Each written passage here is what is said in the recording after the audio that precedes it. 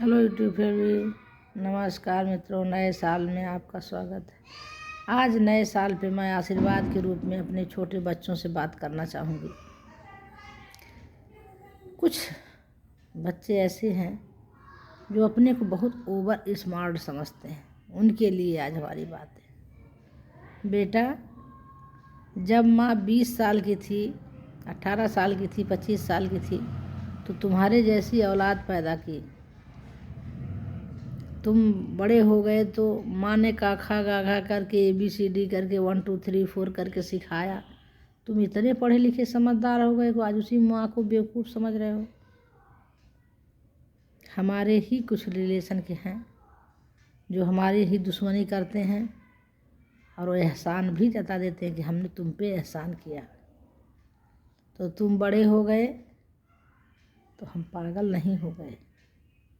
तुमने कहाँ हमारी कब्र खोदी, कहाँ तुमने धक्का दिया, कहाँ तुम सहारा बने, हमें अच्छे से पता है। यूट्यूब फैमिली जो 30 से 35 40 की उम्र के बच्चे हैं, उनको कहना चाहूँगी कि एक शख्स ने गड्ढा खोद के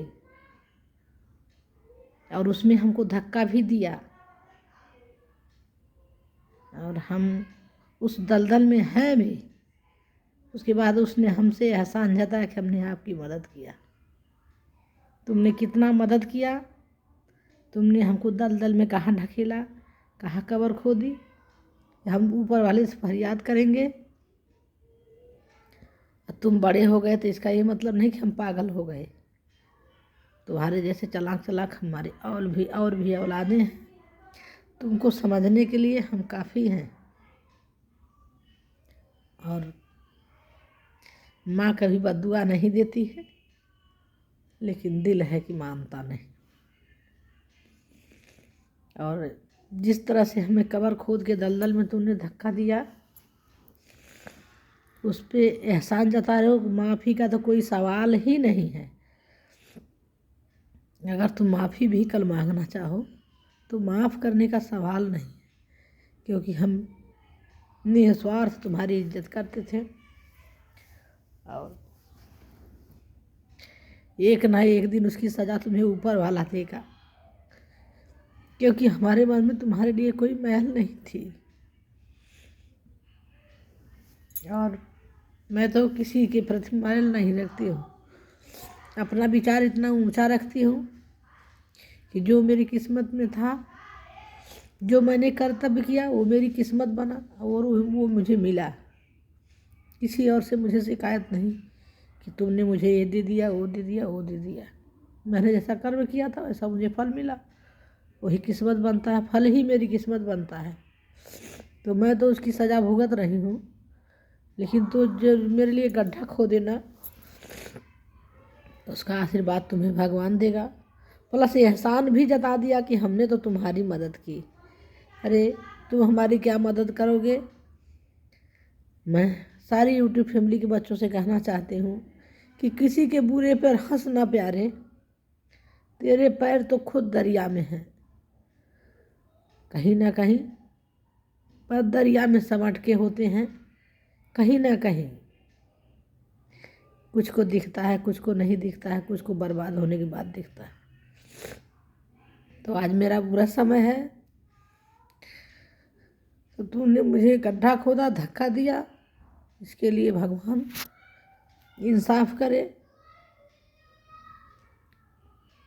एहसान ना जताया होता तो शायद हम कुछ सोचते। लेकिन अगर एक माँ मैं हूँ तो एक माँ तुम भी हो।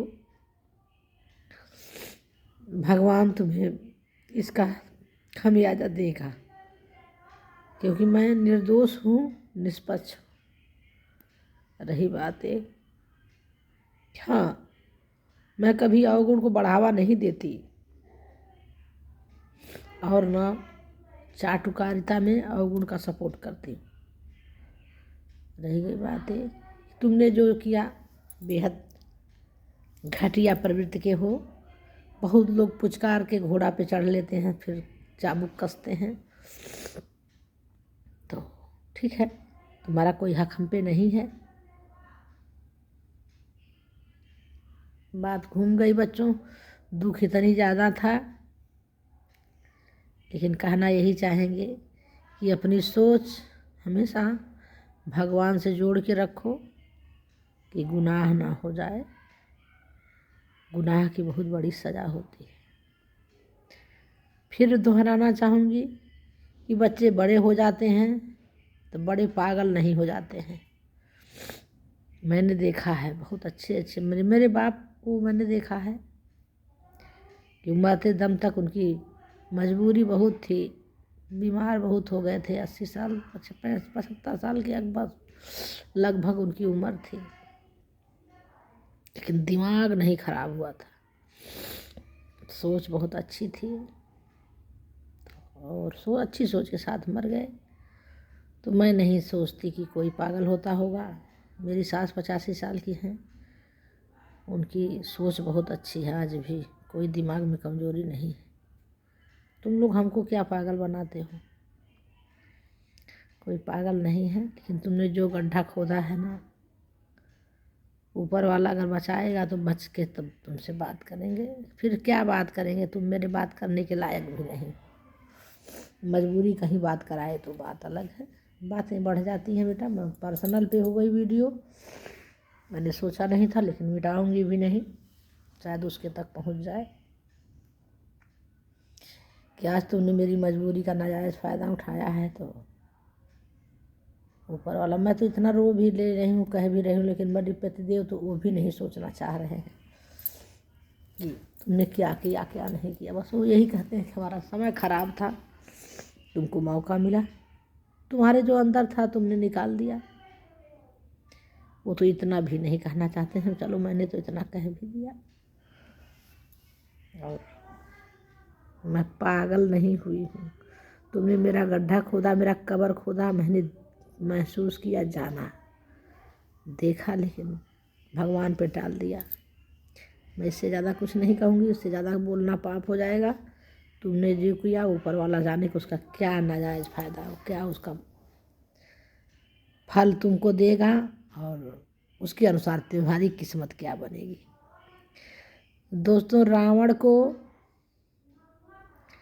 वध लिखा नहीं था, जन्म से नहीं लिखा था कि रावण को राम मारेंगे। या जो मैंने कहीं पढ़ा कि रावण ने विभीषण जब समझाने गया तो विभीषण को लात से मारा। जब उसने लात से मारा तो बलि बहुत था, बाहुबली तो था ही। जब लात से मारा विभीषण को, बहुत चोट हुई और विभीषण बहुत दूर जाके गिरे।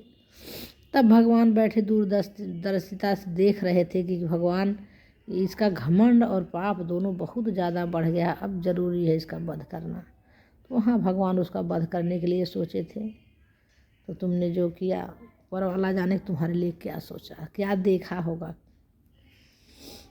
और मैं अपने यूट्यूब फैमिली से कहना चाहूँगी, अगर कोई दुख में हो तो उसको कभी इस्तेमाल नहीं करना चाहिए, क्योंकि बहुत मोटी मोटी हाय छोड़ता है और वो गलत भी नहीं जाती, वो लग भी जाती है।